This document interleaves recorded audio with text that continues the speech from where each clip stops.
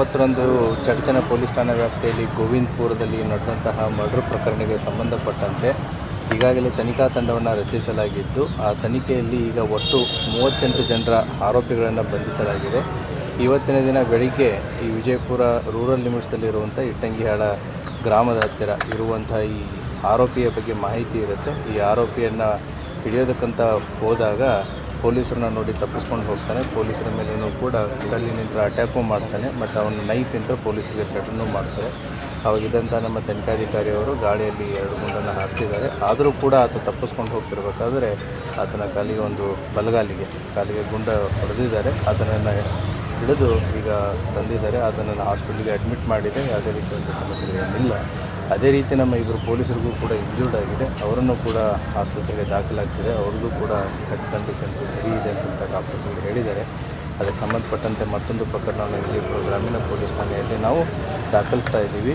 ಚಡಚಣ ಗೋವಿಂದಪುರ ಪ್ರಕರಣಕ್ಕೆ ಸಂಬಂಧಪಟ್ಟಂತೆ ಇವತ್ತಿನವರೆಗೂ ಒಟ್ಟು 38 ಜನ ಆರೋಪಿತರನ್ನು ಬಂಧಿಸಲಾಗಿದೆ. ಇನ್ನೂ ಕೂಡ ತನಿಖೆ ಪ್ರಗತಿಯಿದೆ. ಸರ್, ಈ ಮಹೇಶ್ ಪಾತ್ರ ಈಗೇನು ಇಂಜೂರ್ಡ್ ಮಹೇಶ್ ಇದ್ದಾನೆ, ಇವನ ಜೊತೆಗೆ ಒಟ್ಟು 4 ಜನ ನಮ್ಮ ಈ ಮರ್ಡರ್ ಕೇಸಲ್ಲಿರುವಂಥ ಪ್ರಮುಖ ಆರೋಪಿಯಾದಂಥ ಪರುಗೌಡ ಅನ್ನೋನು ಏನಿದ್ದಾನೆ, ಈತನ ದೂರಿನ ಸಂಬಂಧಿಕರಿದ್ದಾನೆ. ಇವ್ರನ್ನ ಅಫ್ಜಲ್ಪುರ ತಾಲೂಕು ಬೆಳ್ಳುಂಡಿಗೆ ಅಂತ ಕರೆಸಿರ್ತಾನೆ.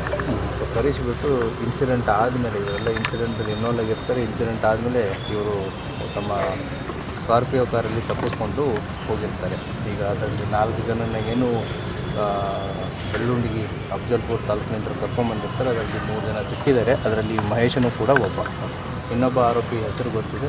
ಇಲ್ಲ try to trace in as early as possible. ಬೇರೆ ಏನಾದರೂ ಇದೆ ಸರ್ ಪ್ರಕರಣ ಸರ್ ಕೇಸ್? ಅದನ್ನೆಲ್ಲ ಇನ್ಮೇಲೆ ಗೊತ್ತಾಗುತ್ತೆ. So we need some time to dig more details. Sir, 15 ಲಕ್ಷಕ್ಕೇನೋ ಅದು ತನಿಖೆಯಲ್ಲಿ ನಾವು ನೋಡಬೇಕಾಗುತ್ತೆ. ಇನ್ನು ತನಿಖೆ ನಡೀತಾ ಇದೆ. Will see what is it. Okay, thank you sir.